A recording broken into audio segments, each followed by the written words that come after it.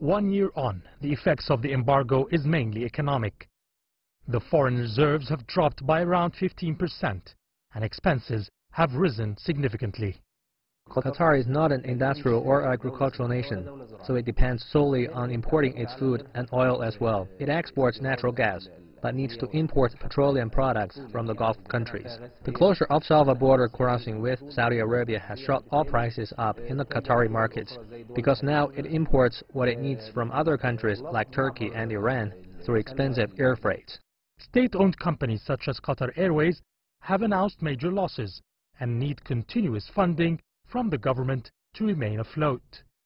The Emirate had to establish several industries to produce local goods, but it's still ineffective. Though it's been a year, the Arab quartet say that Qatar has not changed its policies of destabilizing the region and supporting extremist groups. Now they're trying a different approach. The escalation of sanctions will put political pressure on Qatar in the international community, because the economic approach has been all used up. They're escalating cautiously because the four countries are targeting the leadership in Qatar without trying to harm the Qatari people.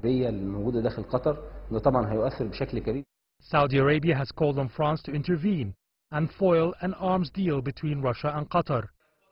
Doha has been cast aside at the recent Arab League meetings, and the Gulf neighbors are also digging a canal along the borders to isolate Qatar and turn it into an island.